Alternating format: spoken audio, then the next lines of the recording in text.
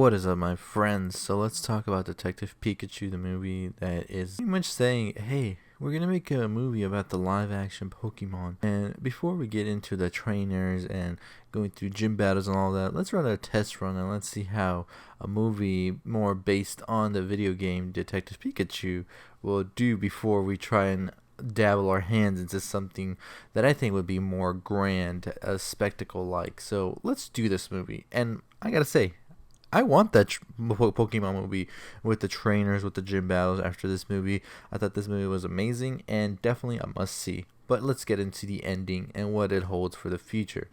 So pretty much Detective Pikachu follows this Detective Pikachu, a Pikachu who is a detective who has lost his memory. He has amnesia. He doesn't know what happened to his partner, his human partner, and it's up to him and the human partner's son, Tim, to figure out exactly what happened.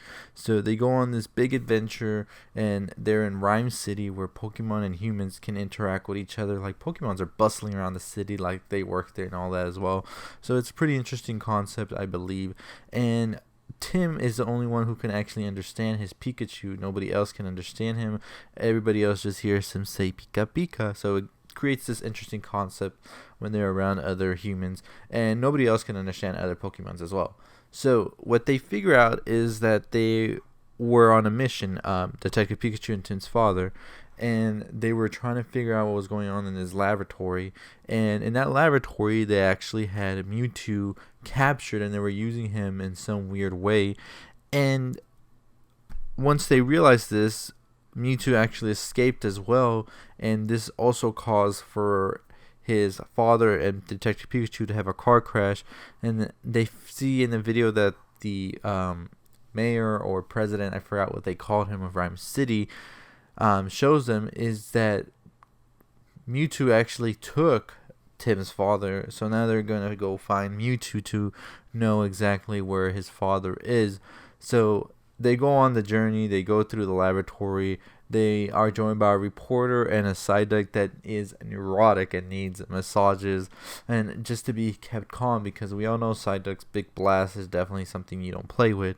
So after they figure out exactly what's going on, they find Mewtwo, and then Mewtwo is like, I needed to like help you guys and all of this, confused, and they're also confused as to what's going on. But then Mewtwo gets captured, and then they find out that the bad guy was actually the president mayor they thought was helping them to find the father. He just wanted them to find Mewtwo for him because he's doing an experiment where he's basically passing his consciousness onto Mewtwo so he can basically live forever. And then we get to the big parade that's going on where they release all these toxins that make all the humans, basically their consciousness moves into their Pokemon, and he says this is the big part of evolution that's next. Tim and Detective Pikachu, of course, they are not going to let this go, and they fight back with the president, and then they release Mewtwo out of his imprisonment and return everybody's consciousness back to their original bodies, even the evil president mayor. And then that's the end. It ends like that, except with one final detail that Mewtwo reveals to the Tim, and that is, your dad has been with you all this time. His consciousness is actually in Detective Pikachu. He just doesn't remember anything, because that would have made it, I don't know, what would that have made it, right? Anyways, basically Ryan Reynolds, the voice actor for Detective Pikachu, is the father of Tim, and then we see them have a reunion, like we see them reunite at the end of the movie, and Detective Pikachu is there, but he's talking like Pika Pika, and that's how the movie ends. Nothing to it. That is all.